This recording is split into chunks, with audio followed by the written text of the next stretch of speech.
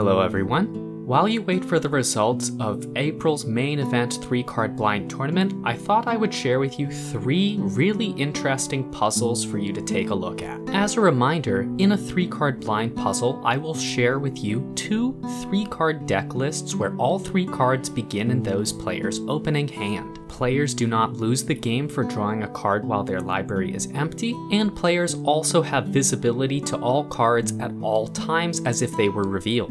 And your task will be to determine whether the player going first wins, loses, or if the game ends in a tie. These puzzles are not hypothetical matches. These matches are real games that occurred in the main event tournament this month. As a reminder, our volunteer group of the Game Gurus calculate all of these matches by hand. So everyone put on your Game Guru hat and let's see if you are up to tackle the challenges that our Game Gurus face. In our first puzzle, we have Baleful Mastery, Dread, and Subterranean Hangar versus Chancellor of the Annex, Jace Wielder of Mysteries, and Saprazan Cove. The Dread deck will be taking the first turn of the game. Pause the video and take a minute here to consider what the outcome of the match will be. Okay, now that you've taken a minute to consider what the outcome of the match will be, let's go over the answer. You may have been able to piece together that this puzzle is really a check on your knowledge of the rules. Because of Chancellor of the Annex, the Dread player is not going to have enough mana to cast Baleful Mastery without using its alternative cost on the same turn that Jace hits the board. Once Jace has been cast and is on the battlefield, the Jace player will still have priority, so they will be able to take an action before the Dread player can cast their Baleful Mastery. So the Jace player is going to use Jace's +1, and that ability is going to go on the stack.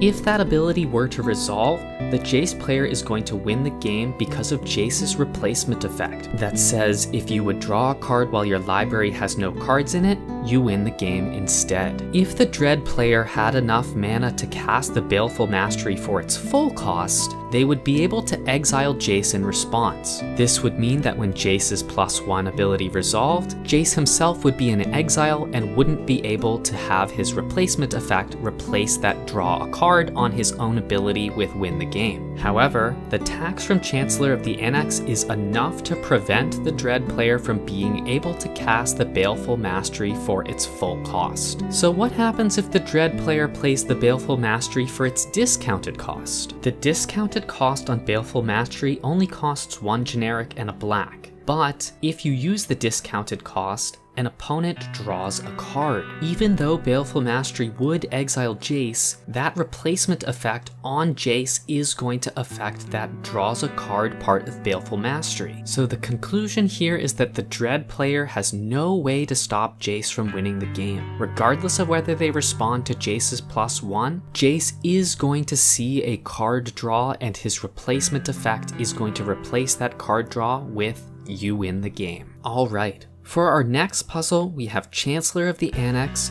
Chancellor of the Forge, and Solitude versus Remote Farm, Skrelv's Hive, and Soul Partition. The Chancellor of the Annex player will be taking the first turn of the game. Take a moment to consider what the outcome of the match will be, and then resume the video.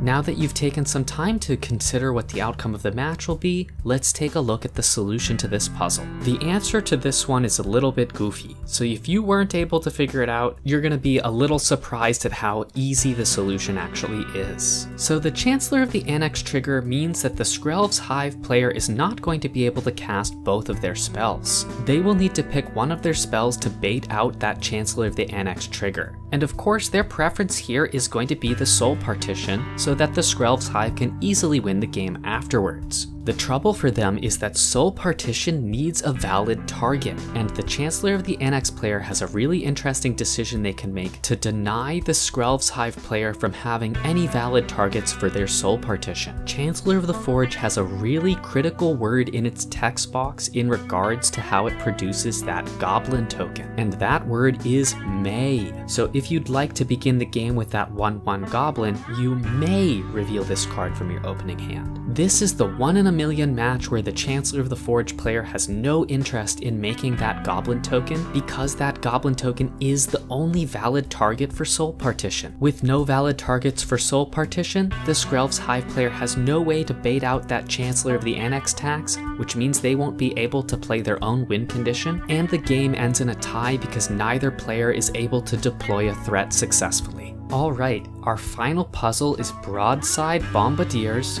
Great Furnace, and Mana Crypt versus Chancellor of the Annex, Chancellor of the Forge, and Shining Shoal. The Broadside Bombardiers player will be taking the first turn of the game.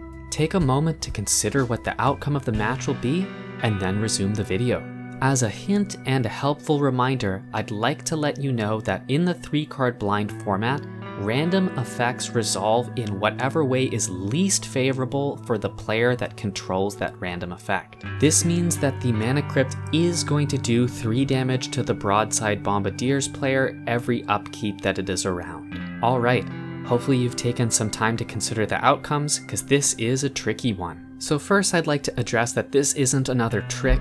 The Chancellor of the Annex and Chancellor of the Forge are both going to use their beginning of the game triggers. This means that the Broadside Bombardiers player needs to find a way to deal with that 1/1 goblin, or they're going to lose the game to it. Their only option at first is going to be to play their Great Furnace, and then use their Great Furnace to produce 1 mana to pay for the Chancellor of the Annex tax so that they can play their Mana Crypt. The Goblin is going to get 1 swing in, putting the Broadside Bombardiers player down to 19. Now the Broadside Bombardiers player is actually in an even worse position than when they started. They have to deal with that 1/1 Goblin and their own Mana Crypt because their Mana Crypt will kill them by itself. So they are going to play their Broadside Bombardiers, which has a way to get rid of both their Mana Crypt and that 1/1 Goblin, but it's a little tricky. Because Broadside Bombardier's activated ability is a boast ability, it's going to have to attack or we won't be able to activate it. If we don't attack, we're going to lose the game to our own Mana Crypt, so we know our best line of action is going to be to attack. When the Broadside Bombardier does combat damage, the Chancellor of the Forge player does have the opportunity here to cast their Shining Shoal by exiling Chancellor of the Annex from their hand to redirect that 2 damage back to Broadside Bombardiers. If they were to do that, however, we can respond by sacrificing our own Mana Crypt to do 2 damage to their 1/1 Goblin token, ensuring that we have a tied game. Because our own Mana Crypt is going to be doing 3 damage to us every turn, the Chancellor of the Forge player is not actually hard pressed to cast their Shining Shoal right away, so instead they will just allow themselves to take 2 damage, knowing that we are the ones with the burden of getting rid of our own Mana Crypt. So for that reason, we know that we are going to have to use the Broadside Bombardiers to sacrifice our Mana Crypt and point 2 damage at something. Otherwise, we are going to lose the game to the 3 damage we take every turn from our own Mana Crypt. If we point that damage at the 1/1 Goblin or our opponent's face, they are going to cast their Shining Shoal by exiling their Chancellor of the Annex from their hand to redirect that 2 damage back at our Broadside Bombardiers. This will leave their Goblin token alive and our Broadside Bombardiers will be dead, so we will lose the game. I also want to highlight here that the Broadside Bombardier's activated ability can only be used once per turn. This means that we have no way to respond to our opponent's Shining Shoal. Now, Shining Shoal specifically says that if a damage source of your choice would deal damage to you and or creatures you control this turn, it is dealt to any target instead. This means that we do have a line here. The Broadside Bombardiers can sacrifice the Mana Crypt and point the 2 damage at our own face. By pointing that 2 damage at our own face, the Shining Shoal cannot redirect it back to our Broadside Bombardiers, so we are able to get rid of the Mana Crypt and keep our Broadside Bombardiers alive. Now that we've done this, we will be at 14 life and our opponent is at 18 life. Because Broadside Bombardiers has 2 power and the Goblin only has 1, we should be able to outrace our opponent. The Broadside Bombardiers also has Menace, so there's no line that the Chancellor of the Forge player has that involves blocking. This means that the Chancellor of the Forge player's best option is going to be to attack with their Goblin again and hold up their Shining Shoal because they know they have to kill the Broadside Bombardiers or they're going to lose the game. If we were to fast forward a bit, we're eventually going to reach a state where we begin our turn at 5 life and our opponent has 2 life remaining. Now that it's our turn again, we know that we have to try to force a tie because the Broadside Bombardiers is going to get killed by Shining Shoal one way or another. So we attack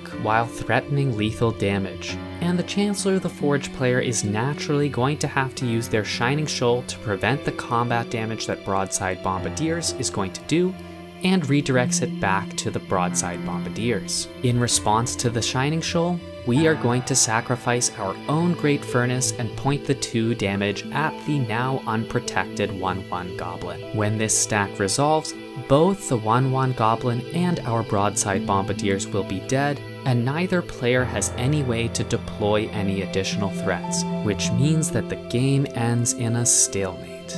That was our final puzzle, and I'm curious to hear how you did on these. If you enjoy these sorts of puzzles, I recommend checking out the rest of my YouTube channel or joining our Discord where players share similar puzzles to these on the regular. Thanks for watching everyone, and see you soon.